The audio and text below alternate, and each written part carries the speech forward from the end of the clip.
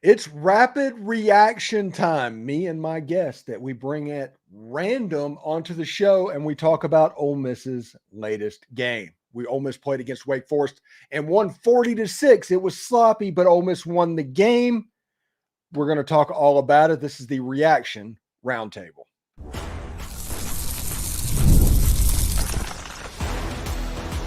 You are Locked On Ole Miss, your daily podcast on the Ole Miss Rebels. Part of the Locked On Podcast Network, your team every day.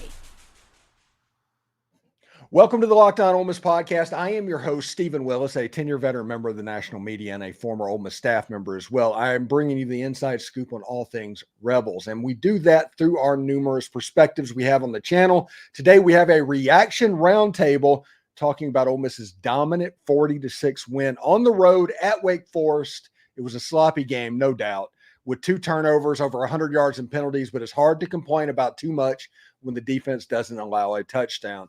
The Rebels have outscored their first 3 opponents by a total combined score of 168 points to 9. Despite the lack of discipline tonight, this team is closer to taking care of business. That is pretty awesome. And don't forget to find a second listen on the network. Chris Gordy at Locked On SEC and Corey Burton at Locked On Vandy provide other perspectives on SEC, Ole Miss, and Ole Miss as well. So we'll see what's going on there. Okay, reaction roundtable tonight. We have Josh Guest joining the show, who is muted at the moment, and Zach Moreth from the Rebel Walk is joining as well. And I'm curious to get other people's perspective because I do think that this game was a very, very sloppy game for Ole Miss. There's no way to get around that. But this is a game that 10 years ago Ole Miss lost. This is a game that 10 years ago ends up being 38-35, and we're trying to figure out what happened. This ended up being a 34-point win, an easy cover, and everybody admitting that, hey, this Ole Miss team is for real and is a national champion candidate. And Wake Forest didn't even want to come back and play. Zach? Yeah, that's the best way to finish off that segment, Stephen. What a ridiculous thing that happened just right after the game from Wake Forest. Really strange. But again, one of the things I liked in the game was every time that it felt like the offense wasn't producing, the defense was there to pick them up immediately. And that's a feeling, Jackson Dart said it after the game, but that's a feeling that, especially us as fans, we're not really used to. The first thought that comes to mind there is that LSU game. It was like, we have to get the ball to the offense or else we're kind of screwed here. But the defense did a fantastic job. You limit Wake Forest to 46 rushing yards. I thought the secondary could have done a little better. Obviously, there were penalties all over the place. But for the most part, really impressive, especially in times when it felt like the game was closer than it actually was. I thought the defense consistently stepped up. And obviously, they haven't given up a touchdown yet. So that's a great sign for Pete Golding. Yeah, it's pretty good. Cool, Josh. What were your impressions of the game and what really stood out for you? Well, Stephen, I thought that, Ole Miss played this kind of game on purpose for people my age so that we wouldn't get our hopes too high, as sloppy as it was. Because, if we'd gone out and won 63-3 again, maybe I get too much hope. So at least for my generation, it's a little hard to grab that hope, even though I want to have it. I feel like we're really, really good. We are really, really good. I had the wrong date, by the way. Let me go ahead and claim that. I put 1964 and tried to take it off, but you had already put it in your rotation. It was 1961 the last time we held teams, first 3 games without a touchdown on the defensive side of the ball. So really, really legit on defense. And when they get in the red zone, we absolutely lock the clamps down and ain't nobody getting nothing. Yeah, it's pretty cool. We're joined by Tom Vanderford. He came in a little bit, had to figure out where the link gets sent. How you doing, Tom? I'm doing good. I just had a senior moment. Yeah, it happens. I mean, we all have those. I have those about 6 times a day at this point. Oh, yeah. Well, I was just asking them about the game. What was your number one impression from the football game? We overcame some adversity. That's the first adversity we really had this year. It's one of the worst officiated games I'd ever seen, and we overcame that. We overcame the early fumble, the bad snap, and got out of it relatively scot-free. I guess Ivy only has a sprained ankle, hopefully, and that's good news. Yeah, I think Jared Ivey's mom, Miss Tracy, put a post up on Twitter, a picture with Jared Ivey, and she said he was fine. I imagine he had a sprain and he's going to be down for a little bit. Yeah. Ole Miss doesn't need him against Georgia Southern. Let's just be real. I figure he needs to get ready for Kentucky and South Carolina. What do you think, agree. Zach? Yeah, 100%. It's not worth really risking an injury, like you said, against Georgia Southern, especially after what happened yesterday with the Kentucky game. That was pretty weird. I can't really decide if they're like a bad team or if they're kind of good. I mean, you play the number one team in the country with 1 point, but the week before you get rolled by South Carolina. So really confusing, but regardless, you got to keep J.I. and guys who are your premier starters as healthy as possible, especially heading into SEC play against Kentucky. Yeah, we're going through getting questions out of the chat. If you're in the chat and you have a question, go ahead and spit it out there and we'll talk about it. David Gibson from Pensacola, Florida. Did the defensive secondary play worse against Wake, or is that a continuation of secondary problems? I do not think this was a bust. I think that Ole Miss had a problem with referee decisions that have forced them to play a little bit less physical. And the best passing program that Ole Miss is going to face in the first 4 weeks is Wake Forest. Hank Bachmeier's a legit quarterback, and he still only completed like 54% of his passes. So I do not think the secondary is in a place where you need to worry about the secondary. I think they're going to be fine.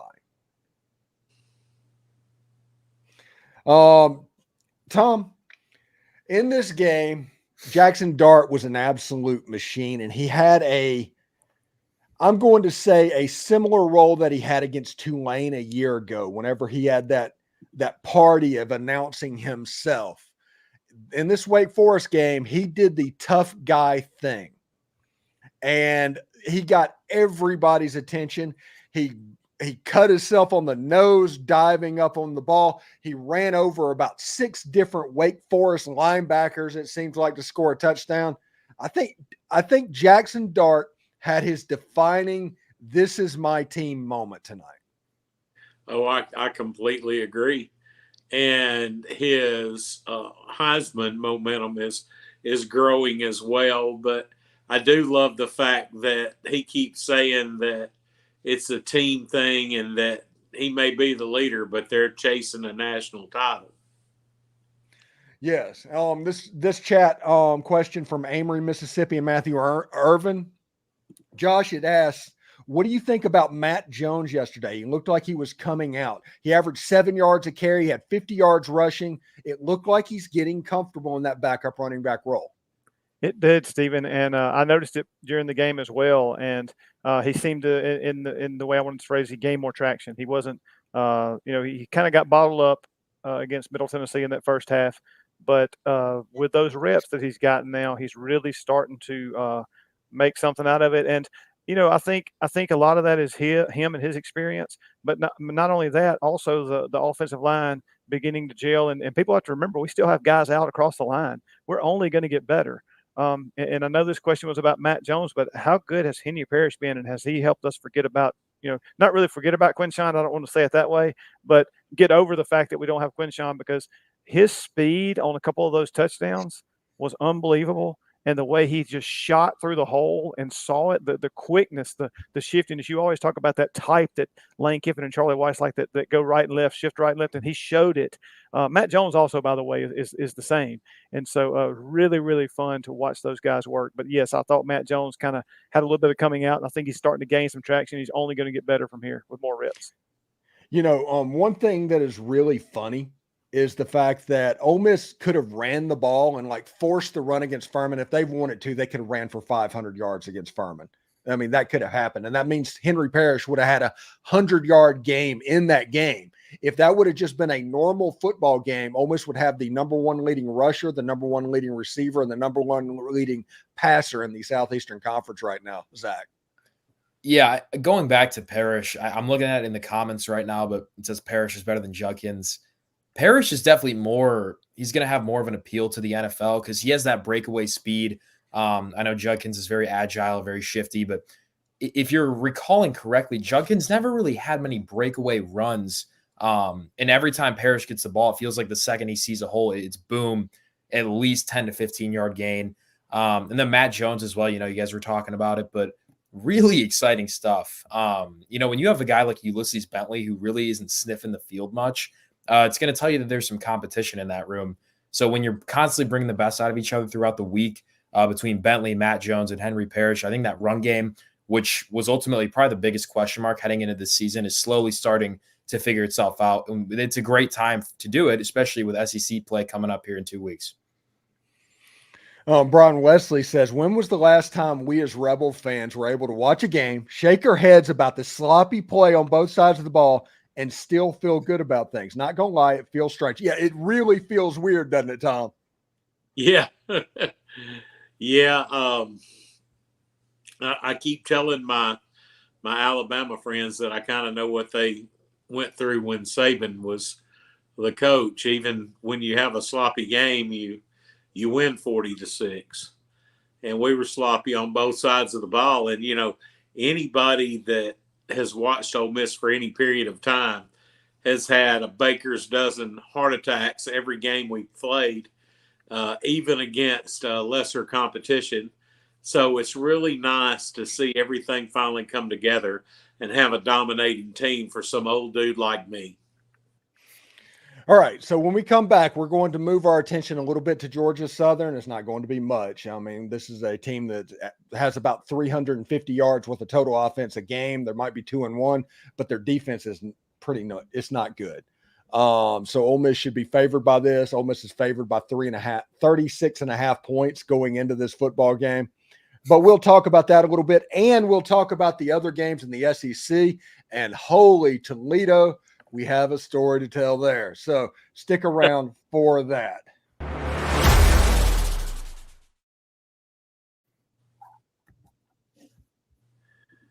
All right. Just want to let you know that the Roy app is now in the App Store or at joinroy.com just in time for this week's games. You're going to hear me talking about this game-changing app a lot over the next couple of weeks. Basically, it's the Fans Collective for NIL. You can donate directly to a player. Let's say Caden Lee catches 20 yards worth of pass, and it was a great catch, and you want to throw in $10, you can do that. And the best part is if Caden Lee at the end of the year decides to transfer out, you get that money back. It's a pretty good thing. So we're going to talk about that a good bit as well. I do want to let you know, passion, drive, and patience. The formula for winning championships is also the way to keep your ride or die alive. eBay Motors has everything you need to maintain your vehicle and level it up to peak performance. Superchargers, roof racks, exhaust kits, LED headlights, and more. Whether you're into speed, power, or style, eBay Motors has got you covered. And with over 122 million parts for your number one ride or die, you'll always find exactly what you're looking for. And with eBay's Guaranteed Fit, your part is guaranteed to fit your ride every time or your money back. Because with eBay Motors, you're burning rubber, not cash. With all the parts you need at the prices you want, it's easy to make your car the MVP and bring home some huge wins. So keep your ride or die alive at ebaymotors.com. Eligible items only. Exclusions apply. eBay's Guaranteed Fit is only available to U.S. customers. All right. And if you're hiring for your small business, you want to make sure you're finding the right people for the job, professionals who can kind of take your business to the next level. That's why I'm excited to share how LinkedIn Jobs can help you find those qualified candidates faster. The best part, it's free. I've personally used LinkedIn Jobs when looking to fill roles, and I can tell you it makes all the difference in the world. The platform helps you reach people you might not find on other job boards. Simple as that. You know, sometimes those best candidates aren't actively searching for their jobs, but they're open for the right opportunity. That's where LinkedIn really shines. It's amazing how easy it is to post a job, and within 24 hours, you're likely to get a qualified candidate. In fact, 86% of small businesses on LinkedIn get a solid candidate within just a day. That is absolutely huge because over 70% of the LinkedIn members do not even visit other major job sites. So if you're looking to hire like a professional, use linkedin.com/lockedoncollege to post your job for free. That's linkedin.com/lockedoncollege to post your job for free. Terms and conditions apply.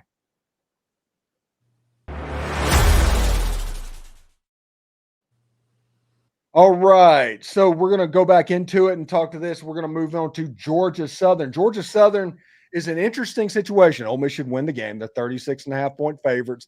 It's still going to be a situation to where you want to pass the look test, but winning and losing is not really a situation. But other teams, see Georgia against Kentucky, see Oregon against Idaho.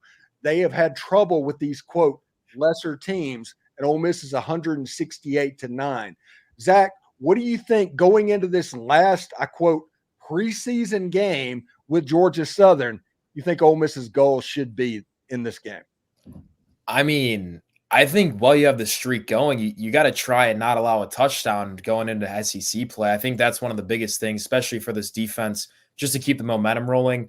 Georgia Southern they're a 2-1 team. They haven't played the best competition. The best game they played was against Boise State. They only lost by 11. Yeah, as we know, Boise State played a close game with Oregon, but then, they play close with a bad Nevada team. They played a really bad South Carolina State team. They haven't seen the best of competition. So I fully expect Ole Miss to completely roll them and potentially cover that massive spread. But also one of the main things for me is just to stay healthy. I mean, we saw Jared Ivey go down. We saw quite a few defensive players go down. Not really, but whatever. But just, maintain health and let's get to 4-0 and let's not allow a touchdown headed into Kentucky. Listen, Ole Miss has done the kinder, gentler spring practice and fall camp. One of these games where you had to play a whole game, which they did for 3.5 quarters, it was going to be taxing on them. They were going to have problems. That comes with the territory of the kinder, gentler spring practice and fall camp. So that is very interesting to me. Paul Whitaker says he's from New Albany, Mississippi. As soon as the announcers mentioned Dart throwing X number of passes without an interception, he threw one the very next play. I've seen it my whole life. It drives me crazy. Yes, this was the biggest example, Josh, of the curse of the commentator probably ever. Steven, it was, and there wasn't much that I agreed with them all night on. But one of the things was, and this goes back to what you asked Zach about, was what we've looked like against lesser competition. And they mentioned the fact that there are many top teams across the country who have faced lesser competition and haven't looked as good as Ole Miss has, and that Ole Miss has gotten it done. So of all the things they said during the broadcast, that was about the only same thing throughout. And then how dare you talk? It's like talking about a no-hitter as if you're commentating. So and look, I would expect a lot of the wrong names being called and stuff. That was frustrating to see. I would expect that on Friday nights when I'm calling the Lafayette High School football game, not when they're doing that on the CW for a major college football game. So, apologies to anybody listening. I've called your son's name wrong. My apologies. Yeah, it kind of happens. But they kept saying, hey, we haven't called Matt Jones' name all night. It's like, that's his 6th carry. I mean, come on. I mean, Tom Brenneman, hey, I've heard your name before. I know you're a professional at doing this. This isn't like nobody. Go ahead, Tom. Oh, I was just saying they weren't lying. They kept calling him Henry Parrish. Mm-hmm. It's like, hey, look at that Henry Parrish. And it's like, dude, that's Jones. That's 0. Mm-hmm. But God bless them. They tried. But not really. Although I really did like their graphics. I did think the CW's graphics package looked really good. As you can look around at this screen and tell that I'm a little bit of a graphics nerd. But I do think that it looked good, but there was a major JP feel, Zach. Yeah, I thought I transported back in time and was watching JP. Or maybe this is the love child of JP, but it was interesting. I did like that ref cam though. That was kind of neat. Yeah, that was weird. And here we go, Zach. Here's a good question for you. How long do you think Billy Napier will last? Because my bet is about 10 a.m. tomorrow. Correct. He's in tomorrow. There's no doubt. I don't know if you guys saw, but there was like a board of trustees meeting at University of Florida this morning. So I think they're going to take it public tomorrow. I really hope Lane handles this a little better than he has in the past with these situations. Cause like you have the opportunity to do something really special this season and it could go down the drain if Lane even flirts with this job. So and it's not worth it. Florida is in a terrible position. Someone mentioned it in the chat, but like Ole Miss, Lane has built this place up and it's the place to be right now. Listen, this is my thought. People have asked my thoughts on this Florida job. This is my thought. Ole Miss is a better job right now than Florida. There's been 3 or 4 coaches in a row that's been 3 and done at Florida. Florida's in the midst of having 3 straight losing seasons. They are also have a reputation of not being able to pay their NIL bills. They're being sued for that at the moment. This is not a situation that somebody that is on top of the world making $10 million a year wants to walk away from. So for Lane Kiffin to end up at Florida, it's going to take $15 million a year guaranteed for like 8 years. That is the path to getting Lane Kiffin. If you offer anything comparable, there's no way, absolutely no way he is going to take your job. Seriously. Stephen, I agree. And, Lane, the rumors in town, and this may be, you may have said it on the show, his son's going to enroll in Oxford and play football. And, he's made roots here. Just seeing him around town and at certain places. I don't know him. I have not met him. I did shake his dad's hand, though, one weekend when he was in town. And it was a great highlight for me, the great Monty Kiffin.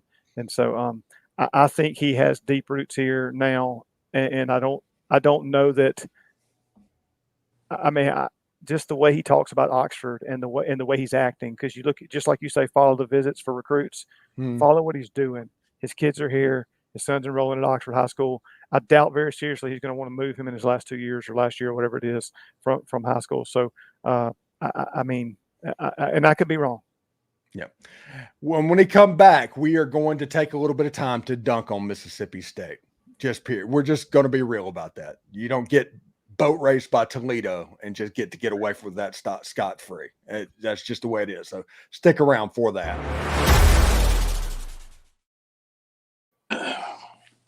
All right. Let's talk a little bit about Factor meals. You're looking for an easy way to stay on top of your health and wellness goals. Factor is here to help with Factor's no prep, no mess meals. You can fuel your body with chef-crafted, dietitian-approved dishes that fit your lifestyle. Whether you're aiming for protein plus or keto options, Factor has something for everyone. And the best part is Factor's fresh, never frozen meals are ready to eat in just 2 minutes. Perfect for even the busiest of schedules. With 35 different meals and over 60 add-ons to choose from every single week, you will never get bored. Factor makes it easy to crush those wellness goals, offering premium ingredients like filet mignon, shrimp, and blackened salmon to keep your meals both healthy and delicious. Why spend hours in the kitchen when Factor meals can be ready in just 2 minutes? No shopping, prepping, or cleaning up. From breakfast to dessert, Factor has you covered with nutritious, restaurant-quality meals that make eating healthy a breeze. What are you waiting for? Head to factormeals.com/LockedOnCollege50 and use the code LockedOnCollege50 to get 50% off your first box. And then you'll even get 20% off the next month. That's factormeals.com/LockedOnCollege50. Now, I also want to welcome in a new partner to the show in College Corner. Your one-stop shop for all things Ole Miss. Game day is just around the corner for Georgia Southern, and this week the fans are going to be rocking powder against Georgia Southern, so head on over to the College Corner store to pick up your perfect game day gear. Whether you're gearing up for football, basketball, or baseball, College Corner has you covered. They're located off Sisk Avenue, right across from the new Chick-fil-A. The getting to the store is a breeze, and they have plenty of parking. And for those of you out of state, no worries. Visit collegecornerstore.com, where they turn around orders lightning fast. Listen, I'm not just trying to pitch you on this. College Corner is where I get all of my Rebel gear. So visit collegecornerstore.com or stop by College Corner today. So here we go. Now, I am wearing my Toledo Mud Hens hat because I do not have a Toledo Rockets hat. Brandon Olson from Locked On Gators, coincidentally, is a huge Toledo Rocket as well. So we've been clowning on Mississippi State for the better part of the last 24 hours. It's been really funny stuff. And our whole thing is, if you're doing power rankings, Zach, if you're doing power rankings for the SEC, you can rank those teams however you want, and I do not care as long as you put Mississippi State at 16. There's no question. I couldn't really believe what I was watching. I checked the score after the first. I was like, all right, 7-0, maybe they're off to a rocky start.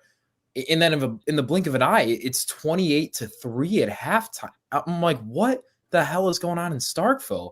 And then for me, it's just, I go on Twitter and I just laugh for the rest of the night. It's just comical stuff coming out of the state Twitter. If you guys haven't checked it out, I strongly recommend. But you nailed it, Steven. They are by far the worst team in the SEC. Yes. Roland Morris says, I hope we beat State worse than 2008. That 2008 game, I'm going to be honest with y'all, especially Tom. I felt sorry for Tyson Lee and Wesley Carroll in those games because I genuinely thought they were going to get hurt with what Ole Miss's defensive line was doing. And I'm almost a little bit concerned about what could be happening whenever they come to Oxford. Oh, I'm definitely concerned for their quarterback for sure, for Shapen.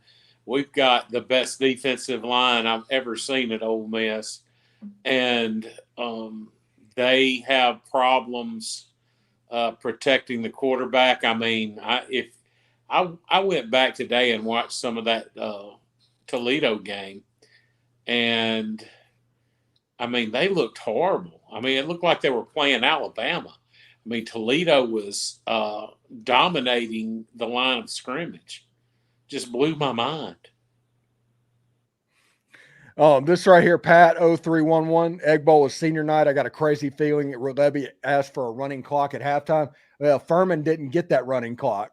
Furman asked for that in the first game, and Lane just said no. There's no way that Lane's going to do running clock. And Josh Guest sitting there saying College Corner in Oxford's nice too. And by the way, we do have a point. Everybody needs to get used to what's going on. You're going to hear Lane Kiffin's name come up for every job. That does not mean Lane is interested. That means that they want Lane. Florida wants Lane because everybody is going to want Lane.